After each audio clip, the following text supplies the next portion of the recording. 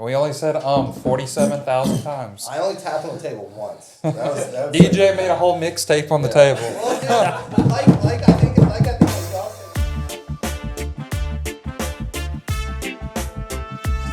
Hello, welcome back to the Loggerhead Golf Podcast, Episode 2.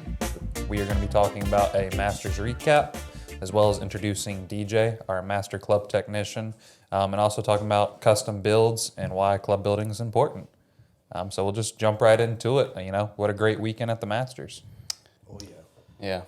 Yeah. What were some of our takeaways? You know, I think, we got to talk about our picks. You know, I almost got it right with Koepka, but... Yeah, you called it with Koepka for sure. Kind of missed it with Jason Day, though. Yeah. 3 rounds. Yeah, 3 rounds. Just did great for 3 rounds. Well, if he was on play live, live. he would have had to pick. Jason Day, 3 rounds. That's good for live golf. Well, you know, I was once Brooks started kind of faltering, I was not looking forward to hearing all those 54-hole jokes. So thankfully, Phil and Patrick Reed kind of debunked that joke because you know. Oh, they golf were ready. media they were ready to carry that. I mean, but Phil also completely squashed it was not good, like, conditions scoreable on the last day. And they saw the leaders fall off and not do much, and Phil Mickelson sure did. I say, at 52 years old. Yeah, speaking of Phil, you know, I did say he would miss a cut. Definitely got that one right. But I mean, if there was one place where Phil was ever going to play well, he it's likes that Augusta. course. Yeah. There's no rough. It's all about chipping and pitching the golf ball. So short game. yeah. Please. I mean, I had my dark horse was Sam Burns, which for 3 rounds looked super solid. I mean, I think he was 5 under through 8 holes in the first round. Yep. And then, I don't remember which wave he was in. It felt like the Masters was just one run-on day. Right. I believe this him weekend, and Cam Young both were in that wave that played or finished their second round on Saturday. Yeah, but it just felt like the entire Masters just never stopped. Yeah. Never stopped. Blended together. Yeah, for sure. So who was your dark horse? Or was that Jason Day? It was Jason Day. Brooks Koepka was the main pick, and Jason Day was kind of that, coming into it, putting well, hitting ball striping. I mean, just everything right. And whether it was the weather, the course conditions obviously changing rapidly, just didn't work out. But he still contended in a major, and I think going into the next one, that did a lot for his confidence, being where he has been the last few years. Outside the top 50. So yeah, I still think he's good to go into the rest of the majors. So I'm going to rely on. I'm going to ride him until the end of the year, and hopefully, we get a top 5 or a win. I think Koepka will win a major this year. Oh, absolutely. Yeah. He looks ready. How do you feel about didn't you play the field? Didn't you bet on the field too? I mean, I will hold How do you to. feel I about said a first time winner would win, and Right. Rahm is a first time winner. I mean, he has not won a Masters before. Yeah, he has not so won a Masters. I think technically I got that right. Yeah, you played the percentages there. Did you guys know that it was Seve's birthday? Oh, God, yeah. Let me mention that. Which no disrespect, one of the greatest golfers of all Love time. Seve. But gosh, that was That exhausting. one, and they linked it back to when Sergio won and stuff like that. It was a big I mean, thing. it was cool though. I mean, first time winner. But that being said, it's like, I don't think any of us mentioned Jon Rahm just because I guess we just I was expect shocked him. that no one threw that out as well as he has been playing, how hot he can get. I think the text message story was a funny little thing too. And I would say too. I mean, of the favorites for the field, they were talking about everyone but Rahm. Yeah, you know what I mean. So he heard kind of anything flew under the about it. radar. Yeah. That's the best case scenario for him.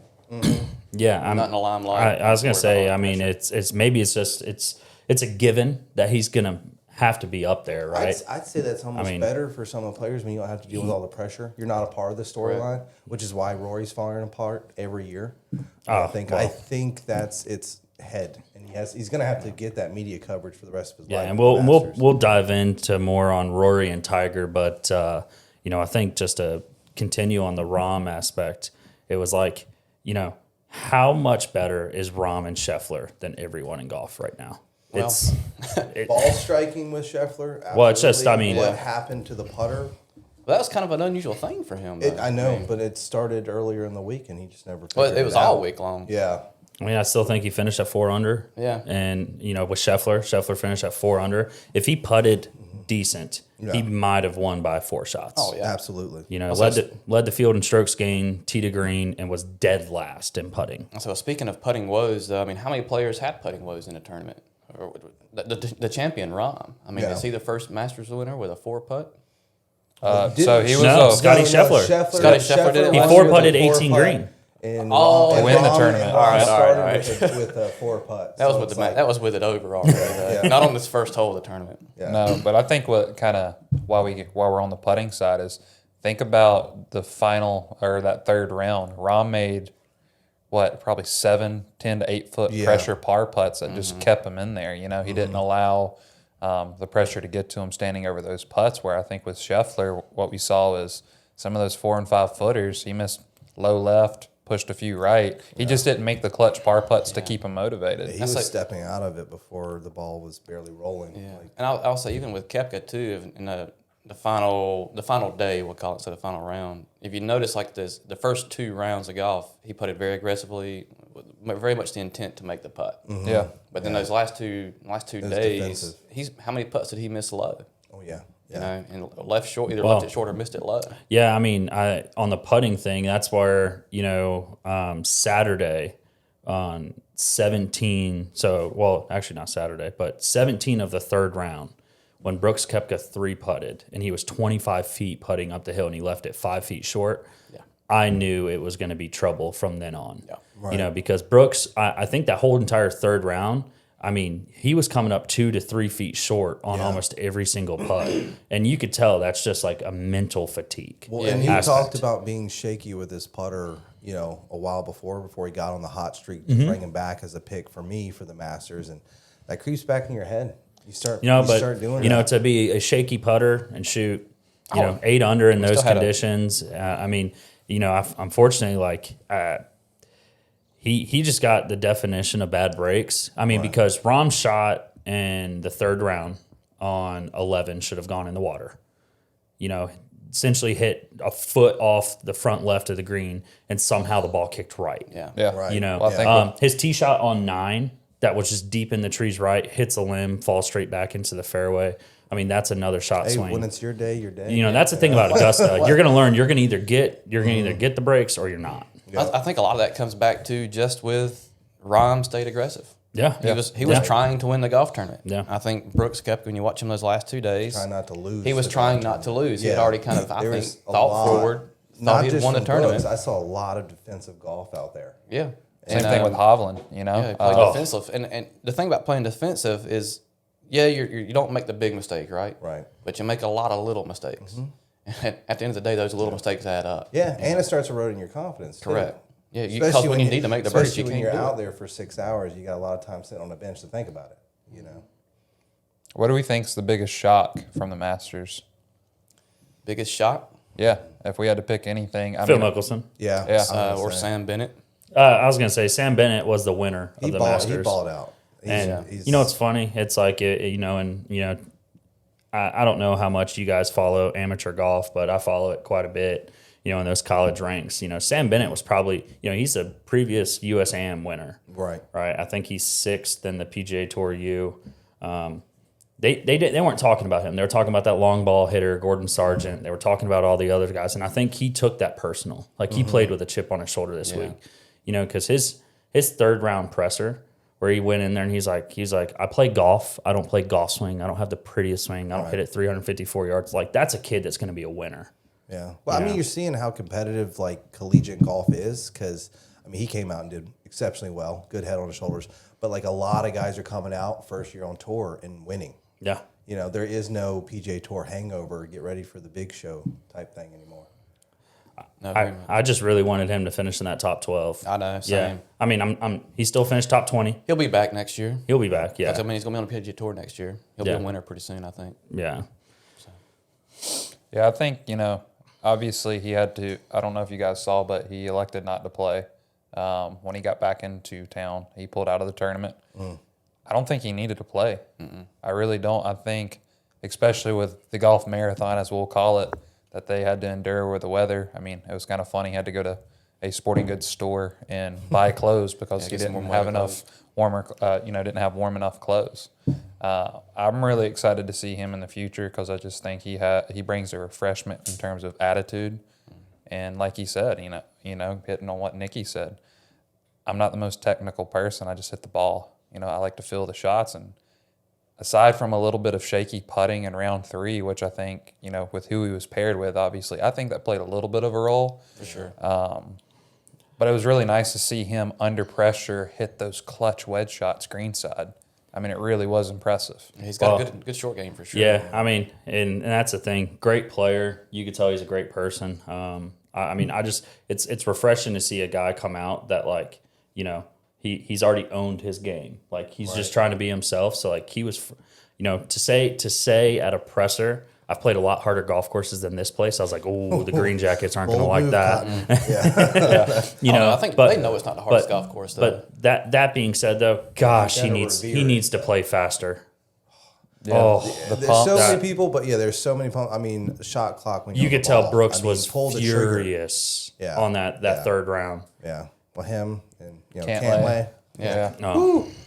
Yeah, I'll say pace of play. Pull the trigger. If there's any of us, weekend golfers, normal golfers, do not follow the pros' pre-shot routines. No, but that's what I was thinking about watching. You can play bad golf, play bad golf fast. Yeah, I go to the Muni and play with guys, high handicapper guys, might lose 20 balls. They can finish in 4.5 hours. They know how to move. And we have the best ball strikers in the world with a cheat code, which is the modern caddy, giving them so much data. Play faster. Yeah, but it's sad when that final round, it's brutal for the viewer to watch because if the viewer knows how slow it is, they have a pace of play problem. Yeah. Now, what I want to know, when's the last time you played the Muni in 4.5 hours? Whew, we've done it quick one time. We were 3 hours one time. But there's been that one magical day. I was just curious. I don't trust me. I'm saying I'm playing with a guy who can shoot 125 in 4.5 hours. The groups in front of us might not. Yeah, they can't. So we still got that 5.5, 6 hour round. That final round of the Masters though was just absolutely brutal to watch. And you could tell they were scrambling oh gosh, we got to show the same commercials again. Which I want to ask y'all: is it Brooks needs to get mentally tougher with the pace of play issue that affects his game, or does he have a just reason to shout it? Because it looks like it really disrupts his game. He can't get in rhythm. He's got to figure out a way to just get past that. Right. I mean, we're sorry, but they're playing for a lot of money out there. There's going to be some guys take their time and be slow. Y'all play more tournament. Y'all play tournaments like that. Oh, I mean, the tournament pace of play is slow.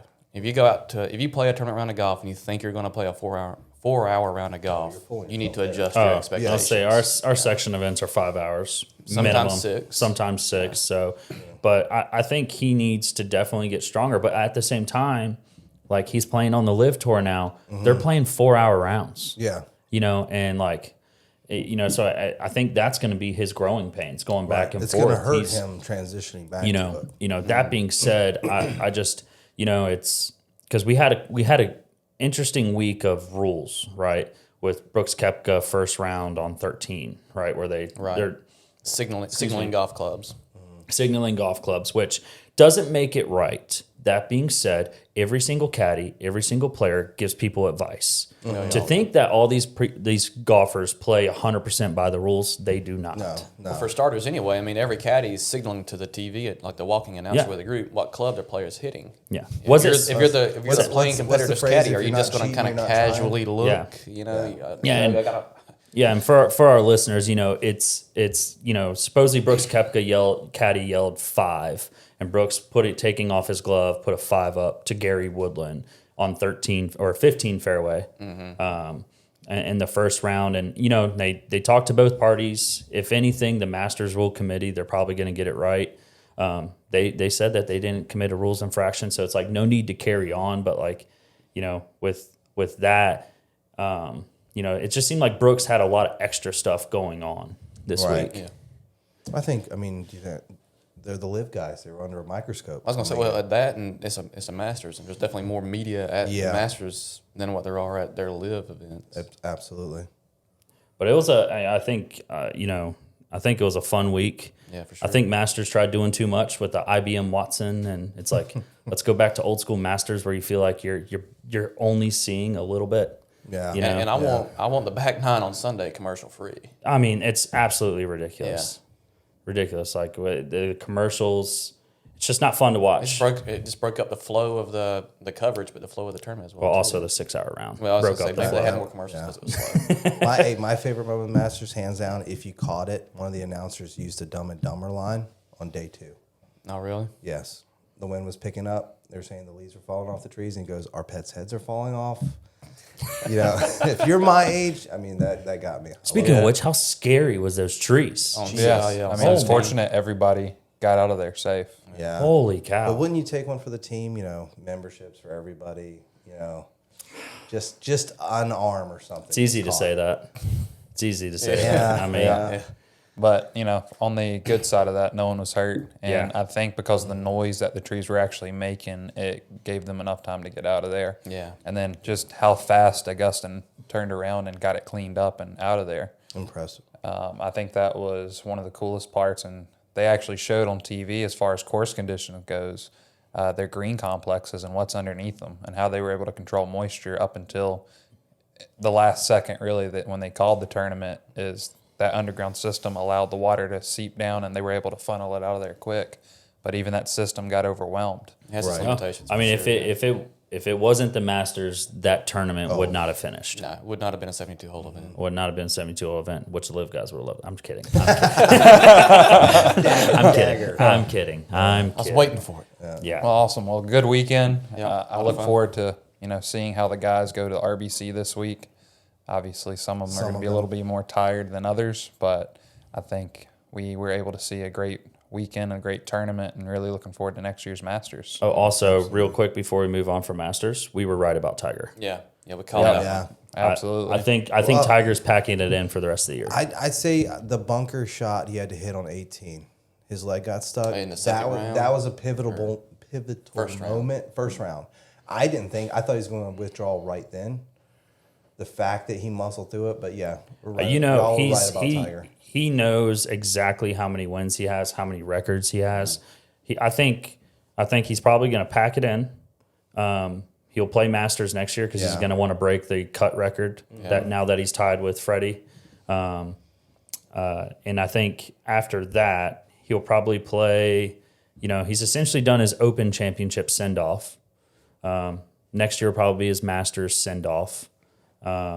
U.S. Opens at Pinehurst. It's a fairly easy walk between, other than like 3 or 4 holes. You know, so he'll maybe do his Open or his U.S. Open send off At Pinehurst. at Pinehurst. But I think he's. I don't think we'll see if he Tiger the rest of the shows year. up, he switched his mentality from I don't show up unless I'm gonna win to now I'm showing up for Just like so I my can be legacy here. and be here and you know So I'm afraid at the Masters, I which think stinks. he'll turn into the Sandy Lyle. He's going to play until the Masters tournament committee asks him. I just not don't want to see that. I want to remember. Tiger can play as long as he wants. That's what I'm saying. I That's want what to I'm remember saying. problem is- Tiger That's what how I'm I gonna do. remember him though. I don't want to watch him if he He's doesn't kind have of a game. affecting his legacy He can now. hit the shot still. He just can't walk the course. Well, I think it goes back to, you know, there was a little bit of information leaked from Jason Day, and I'm not sure if it was supposed to be out there, but at the PGA Championship last year, when he swung, he had one of the screws from surgery go through his foot. Yeah. So maybe, not saying that's what's causing it, but, you know, he keeps talking about plantar fasciitis and how his feet are bothering him more so.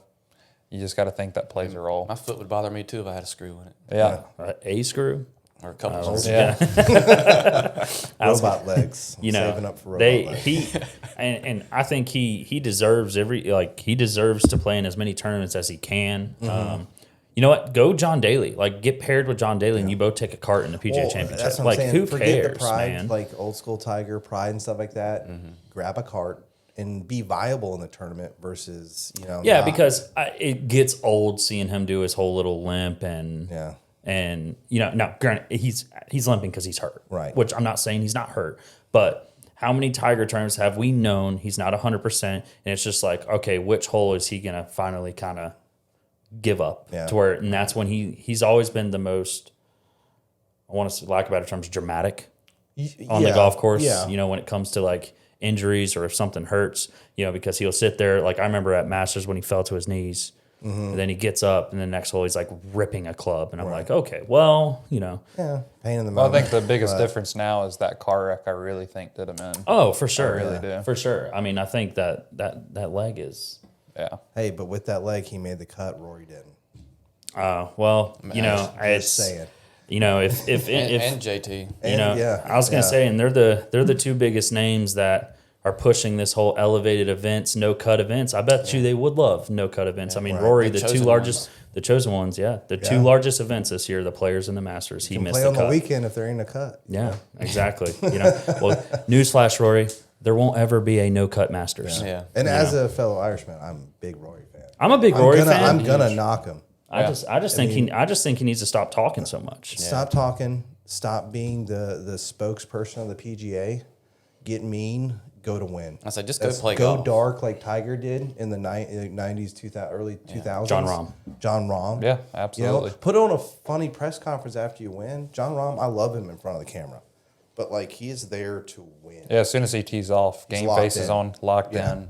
The chatting stops. It's just ready to go. And there's nothing wrong with that. You can be the donkey between the ropes, and then when it's time to be social, be social.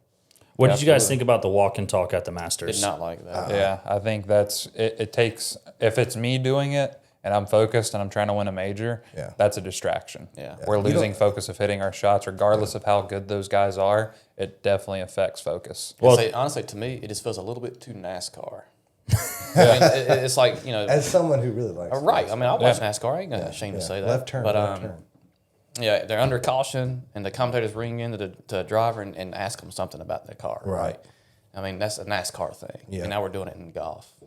Yeah, I mean they've done it in normal events, which I think like Thursday at a normal event that's cool, but like the Masters aura, like I guess the consumer, like we as watchers, you know, we expect everyone to have their game face on it at Masters because it's the biggest event It's of the the year. Super Bowl of you know, golf, so you it's know? like I mean I look at it as 2 out of the 3 that did the walk and talk missed the cut. Yeah. JT, Yeah. Well, that was Rory. the turning point in their rounds. Yeah. It really was. And I mean, That's granted, why- they both made par on the holes, and everyone's like, "Oh, they made par." It's like, okay, but if Rory you're, had a knockdown shot to put it on the flag, you know, and came up 20 feet short. yeah, You know, and he left it 5 feet and rolled back. But, I mean, you know, but they don't. I was gonna say, I mean, Max Homa was the third, which like he's always great to listen to because he doesn't hold back, but he was never in the tournament. Morikawa did it as well. Morikawa did it. They did 4. Yeah. well, I would do it like this if you're going to do it. Because, you know, in major sporting events, who do you talk to at halftime? You're not talking to the quarterback in the Super Bowl. You talk to the coach real quick. Put the mic on the caddy caddy. in there, Let the player be locked in, focused until after the game is over, the tournament's over. Let the caddy do some talking. That think- would actually be kind of interesting. Get the to caddy's get his insight about what's insight, going too. on We in the don't hear from round. the caddies a lot. They're a big part of I the game think now. every other tournament, that's fine. Yeah. Okay, RBC Heritage this week, that is fine. This would be a great week. It's one of the hardest golf courses they'll play. But the Masters, like, just don't. Why are you trying to do too much? Right. You know, and I just think the walk and talk. I mean, I think it's great as a whole. It's just funny who the players they chose. Right. You know, and you could tell the players already knew they were going to have that happen going into the week. So that immediately takes players out of some type of mental capacity of, you know, they're preparing for a normal round of golf and then they realize they have to be puppets to, you know, hey, we have to put this mic on you. And Everyone's Augusta- saying they can say no. I bet you they can, couldn't you say can. no. But Augusta's about going back in time for us too. It's like a golf course, No cell the phones, Masters, no nothing. cell phone, and then you bring that to it. I don't understand. I just don't like that seeing an tournament. AirPod on the fairways of Augusta. I was gonna say, it just looks so weird. Yeah. I thought I'd see a bird out there first before an AirPod. So here. Yeah, Or a but squirrel. I will say though, I bet No you squirrels because got hurt when that tree fell. you know Augusta, they hear everything. I bet you we won't see it next year. Right. Yeah, They're don't- smart. I think that's all valid points too, you know, moving forward and how this dynamic changes. So. Yeah, and I think it was a great Masters week. I think it was a very deserving champion. I think it was a very deserving. I mean, Really the top 10. the top 20, Yeah. top 20. They've played the most and the best golf this year. Yeah. Now, and that is including the live guys. Yeah, absolutely. I mean, they're live guys that finished. You know, Patrick Reed, Phil Mickelson. I just think it was a great week Right. for golf as a whole. looking forward to the next one. Yeah, a lot of fun to watch. That was for sure. Always. Yep. Perfect. Well, we're going to introduce DJ here, give him a second to introduce himself, why he got into club building, club technician, and how he found Loggerhead. All right. Yeah, I'm DJ. Sorry, tapping on the table. I was going to yell at me. Yeah, I'm DJ, Master Club Tech here at Loggerhead Golf. Run the custom shop with my boys Justice and Breck back there. Been building clubs since I was a kid, around 9 years old. Just come from a family. You do it yourself, so I picked it up as I went. Player for Strixon Golf. I knew of Kyle before Loggerhead Golf. Knew a little bit about his brother. Walked in one day, said hi, talked to Daryl about kind of what their vision was for the store. It really aligned with my thoughts in the golf business. Y'all kind of touched a lot on it last week. Just it's about perfecting your craft and helping the customer, not pushing a sale on the customer. I just come from a business where they were seen as a dollar sign, not as an actual fellow player of the game. And I'm passionate about the game, and I'm passionate about, like kind of getting it to the every person, not just the country club folk that might be able to afford it. I like the fact that coming from my background, it's about everyone getting treated like a professional in here. So that's me. Our bearded wonder. Bearded wonder. Yes, that is not Max Homa's caddy on the camera. For those of you watching on YouTube, I love It's it. just I his love doppelganger. getting sent those pictures. Yeah, his beard game needs to step up a little bit. A little thin this week. Falling behind. Yeah, I was gonna say, I mean, for those of you watching, you can see we have some clubs here on the table. DJ has built every single one of these. DJ, Justice, and Breck. DJ, I was gonna say, for our listeners, what exactly goes into putting a golf club together? Gorilla Glue.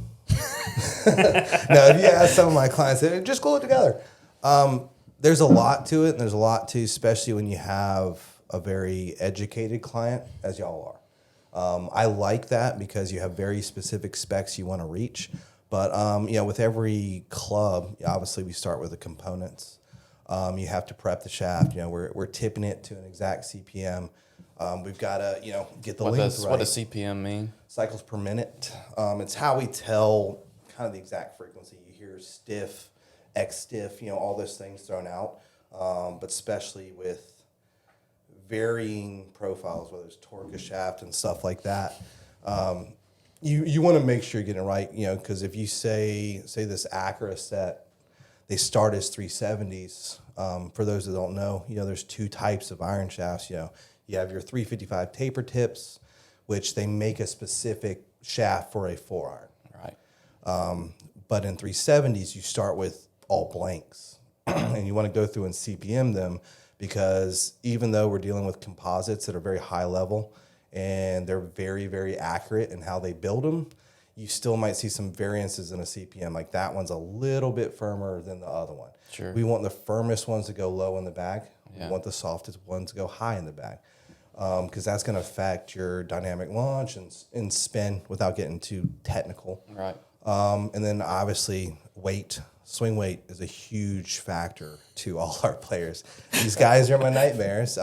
You're not too bad. But, when you take a club, and sometimes you're dealing with unknowns. You don't know from the manufacturer, hey, are you sending me, we have different head weights in manufacturing, but if their heavyweight is still coming in at what I would say is a medium steel swing weight, which we're shooting for a D2 in a perfect world. Yeah. And then we have something from LA, like that one build I did for you, where the 120s are so counterbalanced. The handles are so heavy. So I'm starting with a C8, which for non-club techs, we got feathers. Yeah. And we got... We can't feel the club head. You can't feel the club head in your exactly. swing. And to players, I know I've fit for many years too, which I feel like everyone here, that's why I love the team. We're all very well-rounded. It's easier to do what you do when you know the other sides of the business. But if a player can't feel the head, that's almost more important in my mind sometimes than getting the frequency exactly right.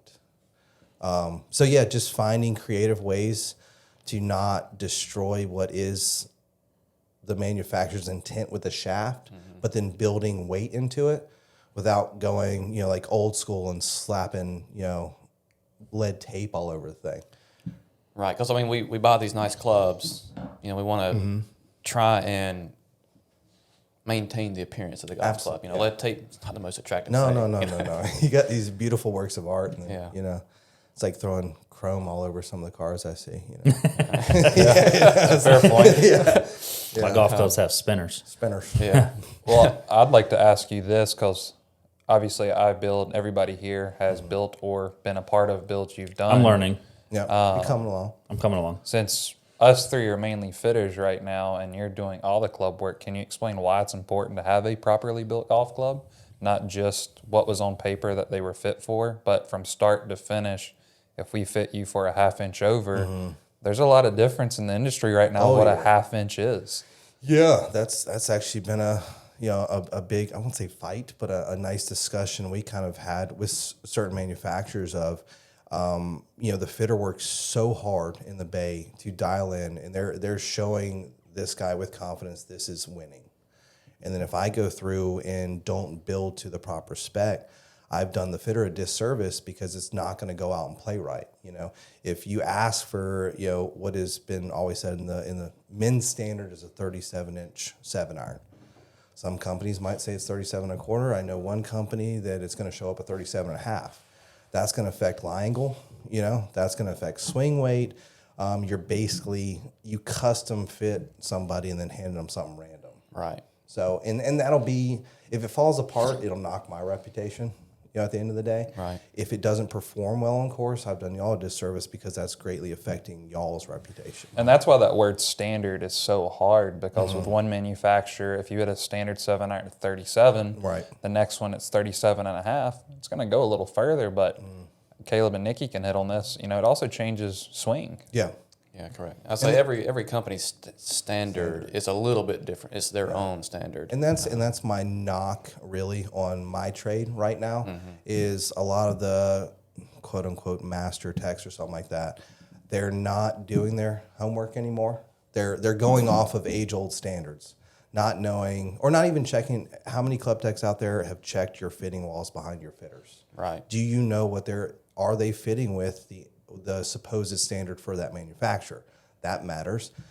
Do you swing golf clubs anymore? That's a big thing. It's like I put a lot of time in my game, but I can read specs all day, but I like to go through with the team and all my guys in my shop do it. If we're building with a shaft we've never built before, we go through and swing it. So then I can have discussions, educated discussions with my clientele and the fitters. Yeah, I think I was going to say for the person that doesn't know, a lot of times you go into a store, whether you got fit or not, you just get basic standard specs.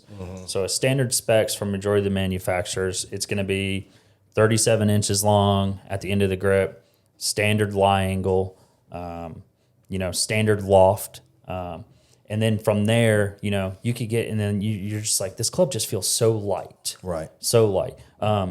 Explain what swing weight does to not only the golf club, but the golfer. And say, what is swing weight? And what first is- of all, we have kind of hit on this a little bit. Yeah, swing weight, I mean, to put it very simply, is because you have the curb weight of the entire package. You can say, I have a 105 gram shaft, I have a 58 gram grip, piece of tape, 2 grams, BB&F co-ferrule, 2.5 grams, then you got your head. That's the physical curb weight of a club. Swing weight is, I always kind of put it to like the hammer. How much do you feel that head in the hammer? How heavy it is? That's the physical weight. If I held it out, that club head will weigh. It's the balance point. The of balance golf club. point, like how far down in the shaft you're really going to feel the balance point, and that dramatically affects the player. I mean, for me, it's timing. Like if the balance point is too up near my hands, like it disappears in the top of the swing, and then I'm almost guessing until I get to the ball and feel it again, and that makes striking the ball consistently a very hard thing. Do we typically see from manufacturers too heavy swing weights or too light? I'd say the industry right now is going light for swing speed.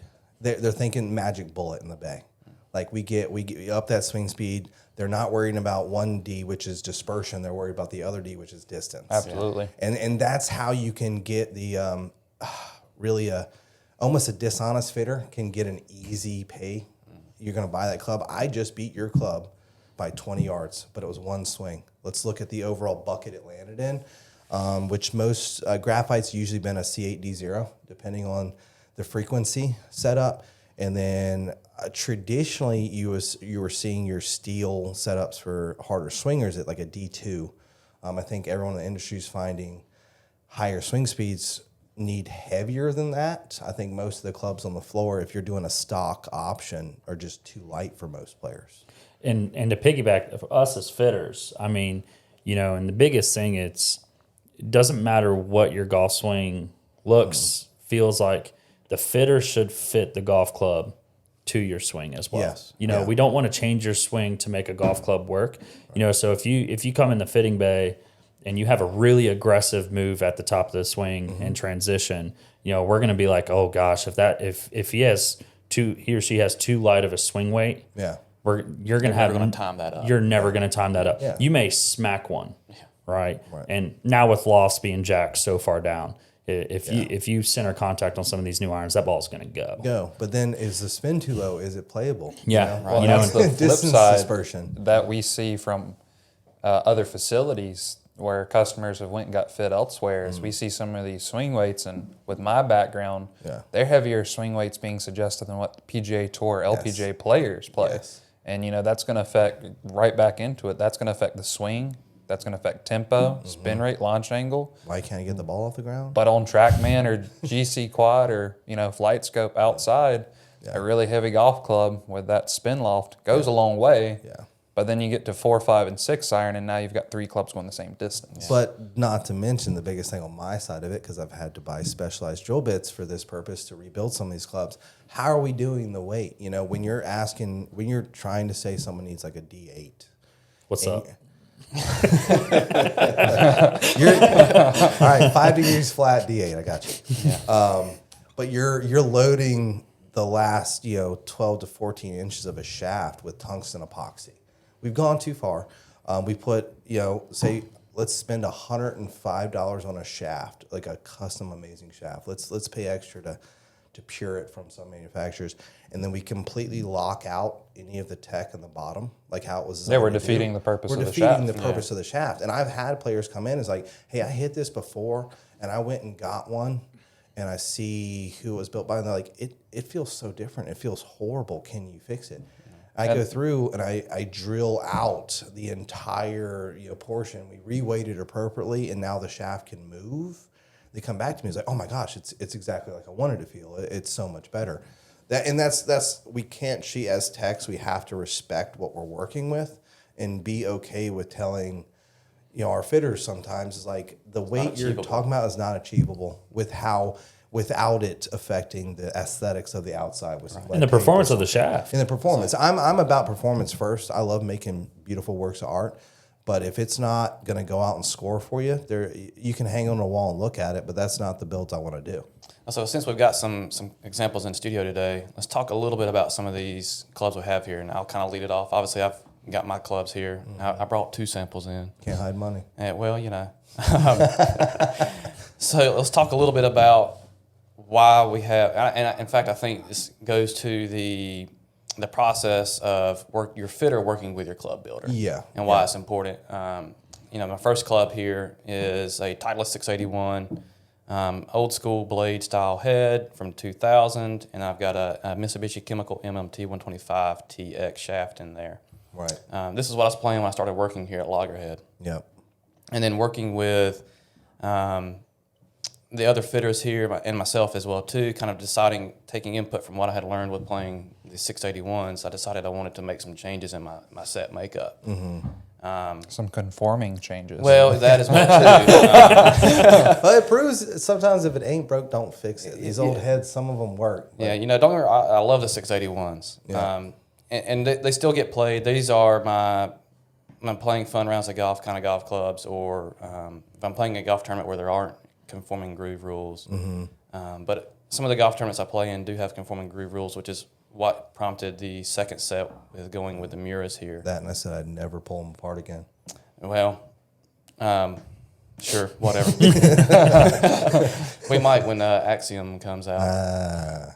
But anyway, some of the things I had noticed with the 125 TX is the reason why I tried those is I'd always played X100, Dynamic Gold X100. I played it for 20 years and still love that shaft. So I wanted to replace that with something a little soft, a little better feeling with graphite and essentially the same thing. And then with playing in some golf tournaments, schedules are a little different where we're traveling. Sometimes you don't sleep as well in a hotel. Your body doesn't feel as well. I was like, I want something a little bit easier to swing, a little lighter. Yeah. So I worked with Nikki, Kyle to kind of pick out a different shaft here. And let's explain what this shaft is. Well, yeah, I mean, you went from obviously a 125 gram MMT, metal mesh technology. Easy transition off of the X100s for you because it's kind of the same load feel, but this was the shaft that broke me away from steel personally. Absolutely. Because the tip was so much stronger than an X100, and I didn't want to swing 130-some gram shafts. I went with the 105, which the true weight was 118. These stay at 125.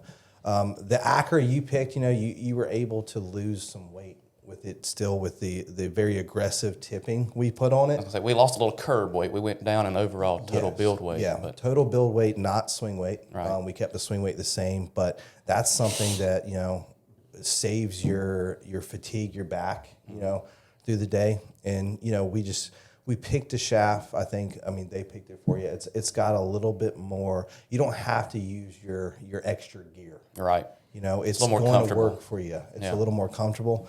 And that's a good thing. And that's something, if you take your ego out of it, I think sometimes, especially I took my ego out a lot with this, is like I can swing hard if I want to. But a lot of people think it's a badge of honor to have like TX or X stiff on their stuff when the new composites are so good. Right. You're not losing any dispersion by dropping down. I went with Stiff Flex this year in an 85 gram. I'm getting old. So you can gain back a little bit of speed. I gained speed out of it. What really sold me on these was kind of the uniqueness of them with them being parallel. Yeah. Parallel tipped. We had a little more tip section to play with. Right, where you can fractionally tip a 355. They're not maybe a quarter of an inch. Yeah, maybe.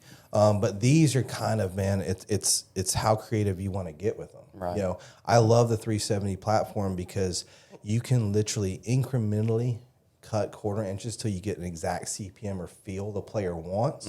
There's a gentleman that we work with who's on the South American tour right now that I still have it in my head. His driver has to be 297 CPM on the dot, and he has to see it because it's a mental thing for him. Right. And you remember specs like that. You have guys that need half a degree difference. They want a 60 and a half, not a 60. But I love the 370 because for you, we could tailor it to your exact needs. So what did we do in the tipping in these? The tipping those, they have multiple packages through Acura. We did their more aggressive. It puts it in the extra stiff spectrum, but it really, with the way those tip systems are designed, it firms it up. It makes it feel real boardy down low. Yeah. Which is good for you because, like I say, you activate the legs. You like to activate those legs. You got that quick swing down there. Them legs. Well, I think the one thing to hit on too for those watching on YouTube is you can see where club building may have changed from 20 years ago. Everybody here, even though we have aggressive swings, some of us have tour swing speed, some of us don't, but all these golf clubs have graphite. Right. And from a club building perspective, that does change a lot. And that's why, Kyle, I'm trying to beat in the new word. Like graphite has that old connotation. Whippy, Whippy, it's light. Sounds like your granddad's golf clubs. I'm not old, I'm not slow. I like using the word composite. It's the same thing like the terms we used forever, like ladies flex, light flex. Yeah. It's light flex, senior flex, it's soft regular. What do we need to optimize our performance? Not is our ego getting hurt by what's on our shaft? Right. So I was going to say my club build here, it's a Callaway Apex MB, UST Recoil 125 Proto, swing weight D5, heavy, Yep. DJ's worst nightmare. I actually went to this build for performance reasons. Caleb alluded to something, to where, if your body's not feeling right. I went to it as every clubs now have gotten stronger. Ball doesn't spin as much. I've noticed that my spin and launch has just gotten so low. Yeah. So I wanted to go back to playing a blade to help get the right spin and launch conditions, but I didn't want to have the vibrations. Right. That I would get out of a X100, which is what I've always played. Which is big in the injury category too. For sure. Yeah. So, immediately all we did, and now with the new composite shafts, we can match weight. Weight is king. Yeah. Yeah. You know, and so I was like, cool, 125 Protos. Like the feel is the exact same, except my blade literally feels like a game improvement iron. And honestly, it just feels amazing with the lack of kind of movement, twisting in the head on mishits down there. You're adding a forgiveness cheat code by going composite. But then at the same time, steel was always limited. Flight and strength is going to be dictated by weight. Right. If you got a 130 gram stiff and you got a 85 gram stiff, you don't have the same animal. And if you want a low ball flight but don't want to carry around a boat anchor in your bag, tough. You're in, that's steel. That's steel for you. And composite is just completely broken down all the old school rules. Mm-hmm. You can literally, the fitter's unchained, the builder's unchained. I can make some amazing stuff now. Yeah, and I've said before too with modern composite shafts. Mm-hmm. There you go. They, to me, describing the feel, because we're always worried. Well, the last time you probably ever swung anything that had a graphite shaft in it, it might have been like your granddad's old iron or something, and it had just a lightweight, whippy fiberglass shaft, maybe even. The modern graphite shafts, especially these kind of higher end shafts, they make bad shots feel better and good shots feel better as well too. Oh, absolutely. It just makes everything feel good. Feel better. And it's fun watching the naysayers or like the good players that are like, I play steel. Yeah. You hand them one of these and you watch their eyes start lighting up as everything's more consistent, feels better. Like you said, bad shots feel better. Good shots feel better. Yeah. It's just it's fun watching people finally awaken to this stuff. Well, I feel like I'm the anomaly. Is the reason I actually went to graphite, aside from a little bit of injury, is I thought for the rest of my life I was going to play rifle 6.5. Yeah. I mean, I've had it in every set of golf clubs. I love the feel, love the weight, wasn't too heavy, really stable. Mm-hmm. With the way I swing a golf club, I launch the ball high. Yeah. Really high. With this MMT 125 TX that we built, I play the I-230. It actually brought my ball flight down and my spin rate down to the numbers that I need it to. So even though I'm making the same swing, I gain performance not because of lofts, because my clubs are actually 2 degrees weak. I gain it because I'm actually hitting the right launch angle and window. Mm-hmm. So you're saying shafts matter? Absolutely. Yeah. I'll never forget. There's manufacturers out there trying to say shafts don't matter. Everyone. Thanks, Callaway. I wasn't going to name them. Whoa. I'm the guy who's going to get canceled today. I've been on my best behavior. And you Don't care. And I think, it goes back to what they were just hitting on is whether people like them or not, Bryson DeChambeau has broken the club industry in the sense of you've got a guy swinging faster, playing good golf. Swinging faster than anybody. And he's able to hit his trajectory, spin rates, and launch angles. And honestly, when he was... I'm not going to call it a prime because that's a word that's overused. But when he was in that stretch of really good golf, he didn't miss a lot of greens. His dispersion was great.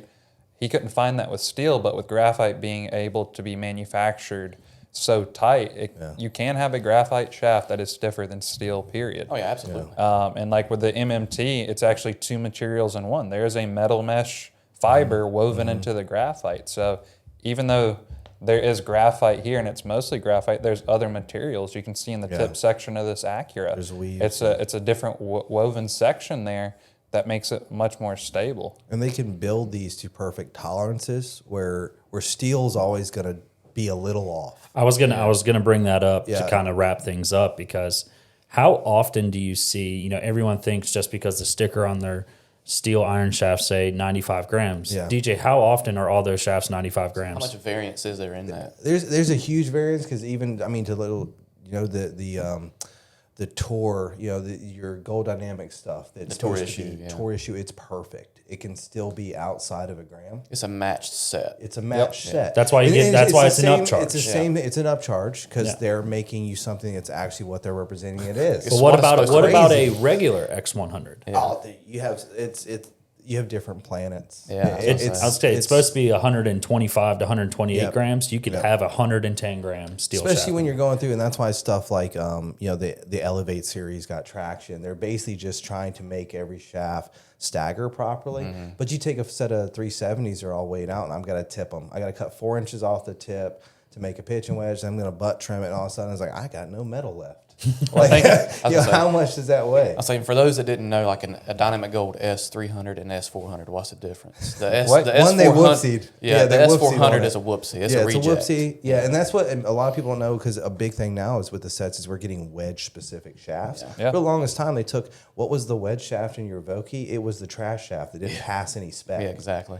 So that's another big part of shafting, being specific in your game. I think the coolest thing about the modern composite shafts is just how much customization, so to speak, the manufacturers have. They can build a shaft Well, even like to my do whatever they want it to driver shafts, not only performance, but you can make it whatever color you want. Yeah, you can customize it. Customizing, I mean, and that's really the next step in the game. I mean, tech has come so far, but we all like being individuals on the golf course, It's the only time, I've been laughed at because I'm picking out an outfit the night before I'm going to go play with a bunch of guys, make sure the belt matches the shoes and stuff.